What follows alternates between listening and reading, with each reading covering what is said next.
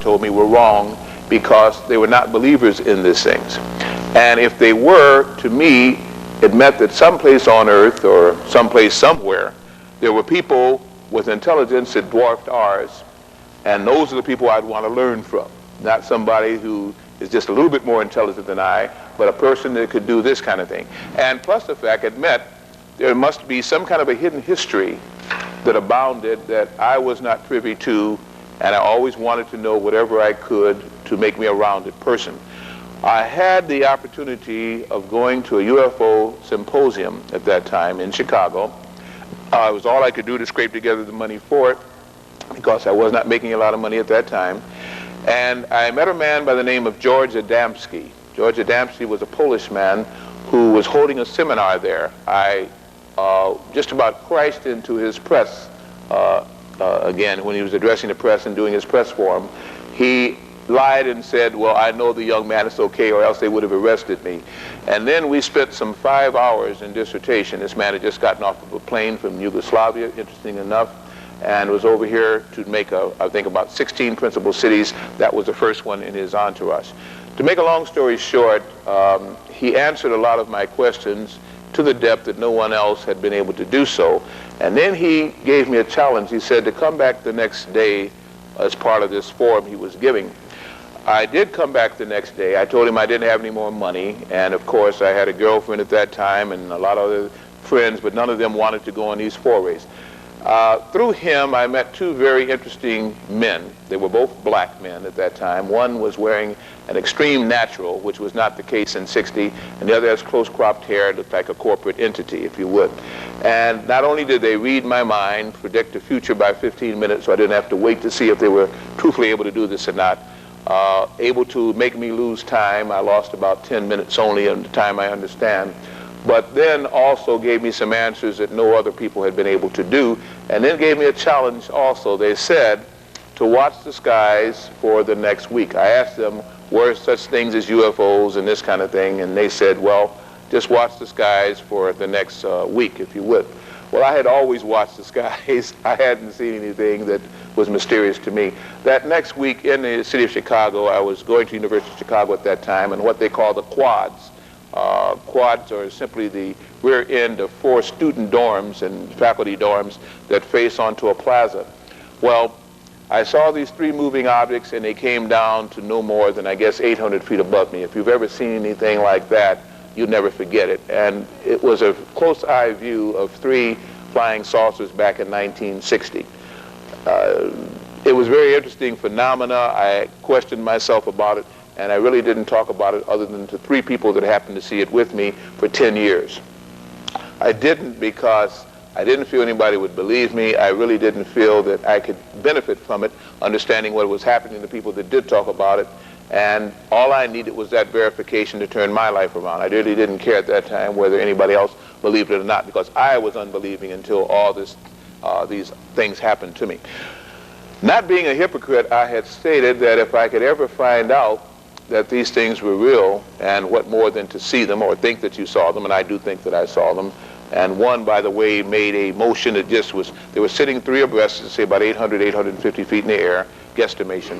One just said, boom, it lit up, got brighter. By the way, too, as they hovered, they waved like a feather on water, or again, or on a pond or a stream. And then one got kind of bright and swoop. It was just as though it was there one time and then gone. It just showed, I can't even calculate speed. The thing was gone as far as I could see, like a flash. The second one began to make right-angle turns up and low and spun as it was doing this. It took those oscillations, I guess, about almost 6 minutes, and it went out slowly out to the other direction. In the meantime, I kept trying to look at it as it was going away back at the main one, because showing how fast one of them had gotten away from me, I didn't want the other to go before I was able to really give a keen sight to it. To make a long story short on all of this, the last one, the other one just made these right-angle turns and so on. The other one just slowly went backwards, retreated from me, went up, I don't know how far, but not too far out, but mainly away from me, showing me just 3 distinct motion capabilities and aerodynamic concepts that they were able to do. With that, of course, there have been so many miracles in my life from that time on. but never have I made contact verbally with anybody else that I felt was either alien or extraterrestrial. And to me, an alien is anything that's intelligent in the cosmos. It could be a grasshopper, it could be a spider, it could be a humanoid form, whatever, as long as it's intelligent. It would definitely be alien to us. To me, extraterrestrial, and as it was explained to me, is an intelligent being that has had a liaison either on this planet or a planet like this one, and therefore can be sympathetic or empathetic to what we're going through. I have not had such a contact knowingly since. If they've been there, they haven't announced it. And all I have done is to see what has happened as a result of that, which increased psychic power with me. Just miraculous things have happened with me, and that's it. I give that as a preface because it will probably help you to better understand what I'm going to say and better understand me. Now, whether or not you are believers is not important. I'm not here to sell UFOs. I give that because it will show you the very strong conviction and the very strong eminence that changed my life around. Now, we are faced at this time with some very interesting challenges, shall we say. We have a financial system that's in the process of being changed with the extreme right-wing Congress, and I'm not going to stay real political, but politics are still the backbone of this nation, and they can't be skirted, because what happens in Congress and what happens with all of those so-called servants and political machinations that surround that happens to you from taxes on or down. We're finding cutbacks in education. We're finding cutbacks in Medicaid and Medicare. We're finding cutbacks in a lot of programs because there's not enough money for them. We're finding the Social Security system being challenged, or possibly even some say bankrupt. We're finding our banking system, again, backed not entirely by the FDIC as it used to be. We're finding the Federal Reserve making laws that nobody seems to be able to circumvent, and they are controlling our lives, our taxes, everything that we do. Based on all of that now, we're finding that the Cold War supposedly has ceased. The Cold War, of course, was supposedly where we were dumping, meaning we, the United States of America, lots of money into to keep communism from usurping and taking advantage of us and usurping a democratic free form of society, a republic, if you would. We also are finding that those money that used to be spent for that are now free to be spent other ways, but yet the monies aren't there because there's a deficit and we can't balance the budget. Now, I make just one statement to you as a lay person, secular as I would be in the ministry, but as a person who is not a politician. How in the world can we ever balance a budget if the Federal Reserve charges $1 for every dollar that they put into circulation? Just that alone will show you that a balanced budget is stupid and silly and should not even be questioned, because as long as $1 is being charged by an entity outside of the United States government to print the money, then it means that all money printed will have taxes on it, and that is not what a republic is supposed to have happen. But in addition to all of that, we're finding again that there are certain black projects. Now, the black projects is a clandestine, nefarious overview of having Congress not appropriate money to the Defense Department or to armed forces or any other research arm, and yet they are spending literally billions, if not trillions of dollars to research into items that are not authorized by the United States government Congress, but programs, concepts like time travel, like not the stealth bomber, but Avro cars, or the Avro plant that was blew up 60 or 59 or something like that, killing some 39 people, injuring 19, a joint project between the Canadian government and the United States government to build electromagnetic saucers all the way back there. They have projects now supposedly on the moon, projects on Mars, projects in time travel. And again, if you hear about the Philadelphia experiment, which I think has made movie history by being constantly circulated over 40 years' time, and about the Montauk project, then you can understand that there are a lot of things going on that are not being corporately funded, not being funded by the government, but still in all are receiving monies. You hear nefarious things about drugs and the people, and especially the inner city youth in about 164 major cities that are drug users, and that the drug thing must be stopped. How can the drug thing be stopped when the government seemingly sanctions it, or cannot find out what everybody on any city blocks knows, where the local pusher is? To put people in jail who consume it and not people who bring it in is ridiculous. If I went on to point out all the things that the United States is guilty of, you'd all in there either crying or hating me for telling the truth. I'll say all you have to do is read certain books, A Higher Form of Killing. Waxman and Paxman came out of England. Read again about the poison needle, Eustace Mullins. Just read about the nefarious things that are being done by this country, not by the citizens. Because I find whether black, white, yellow, or brown, most citizens are not aware of this.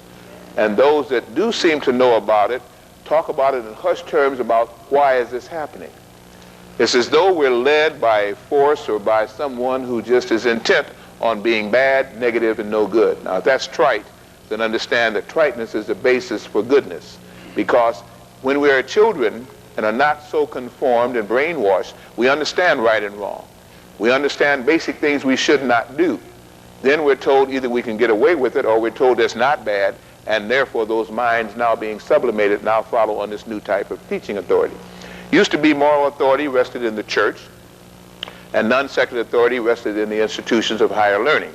I often wonder what institutions of higher learning are now teaching, because to me they're professing things now that only seem to get us in trouble. The true research scientists, it comes up with cures for cancers, comes up with cures for AIDS, or proffers those. Their laboratories are bombed. Their papers are, sometimes they're in prison, again, like in the case of Wilhelm Reich. It just goes on and on. So I'm saying this. In case you wonder why some of the things that I'm going to get into tonight may be happening or may happen, look no further than your own mirror. Either you've allowed this to happen because you think it's funny, or because of naivety, or you know others that you should correct and you're afraid to approach them because they might hurt you, or you have no soul yourself about what is right and wrong. Everybody that allows things to go on that should not go on, for either fear of safety of self, or for naivety, or for money profit, therefore has to pay when the chips come down. We've done a lot of wrong here. This country is far from being not guilty of a number of terrible, what can I say, just terrible things. We'll leave it like that. At the same time, there are far worse countries and far worse regimes that run those countries. But now, with what is called the New World Order, these things are being amalgamated. The good now becomes the bad, and the bad becomes the not so bad. Things can now be allowed as long as this one rule can come under the guidance now of the government forms that will let one world exist, one means of distribution, manufacture, one means of production, and one world card, because the end result of the New World Order is to have one world card, no money systems, all monetary systems obfuscated. We are finding now that there are old plagues that are now coming around to become new scourges. They talk about Lambia Guardia, or Guardia Lambia. They talk about Ebola. They're talking about, again, and I have a quote from this paper here, if I can find it.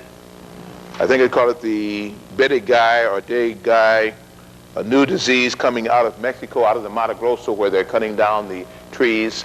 They have viruses of all sorts, and of course the AIDS pandemic not only threatens blacks, but it threatens not only homosexuals, but it threatens heterosexual people from all walks of life. We're finding again that the ozone, the hole that supposedly started over one of the poles of the United States, of the world, has now spread not only over the United States, but over almost all major continents. This hole in the ozone allows ultraviolet UF rays to come through, which are very detrimental to people who have very little skin pigmentation, as well as to people who have a lot of skin pigmentation. What this is causing is melanomas and carcinomas, melanomas of the skin, carcinomas and leukemias of the blood. It is causing the body, which is not able to take in this new ultraviolet energy, this new energy rays, to burn, to fry. It causes, again, an imbalance within the glandular systems against the things that are secreted. It causes, again, as I say, the blood to become toxic, and once we reach a crisis in toxemia, disease and imbalance always sets in. We have as though the planet was actually turning on us. They found that at Chernobyl, and I don't think there's anyone in here that has not heard of Chernobyl, again, that gaseous cloud, whatever it was made up of, drifted away. And there are reports of devastating things that this cloud, which is not completely dissipated, is still able to do. Of course, the Russian government denies that, Interpol denies that, and the United States, the UN scientific community only gives lip service to it and not before the public press, which never repeats the idea that some atomic cloud could maybe be drifting over, causing all kind of devastation. They're finding, of course, now that on the moon, where they supposedly spent 15 trips to, and I doubt that very seriously, that they have found pyramids on the moon. They don't talk about it. They found round dome structures on the moon. They found an OB-17 bomber on the moon. They find corpses of what looks like human people, again, on the moon. They found, even with Virgil Grissom and many of the other astronauts, Neil Armstrong, and so, that reported that they had been paced and had seen UFOs or some type of unidentified flight objects, not only on the surface of the moon, but pacing them on their journeys to the moon when they actually went. If you remember, again, back in 1959, 1960, when President Kennedy came into power, one of the things that got him incorporated into the United States head congressional person was the fact that he said, we must have a race to space that we must win, meaning the United States must win, that we must beat the Russians to the moon. Then, having put all kind of money, changed again Cape Canaveral to Cape Kennedy, poured all kind of resources and monetary and brain power into this, the Russian launched 2 weeks before the supposed United States launch, they launched Sputnik. Then, nothing was ever heard about what happened to the Russian launch. Nothing was ever heard, and all you heard was the United States' prowess and progress into the space race. What did happen was very interesting. In my reading of various books and so on, I'll give you a book list later on if you like it. It's yay long. But at any rate, was that a female by the name of Yuri someone, being one of the cosmonauts, had stated that the Russian launch was blasted out of the sky by an electrical beam, possibly what they now call a beam weapon. I have no idea. But having been so blasted,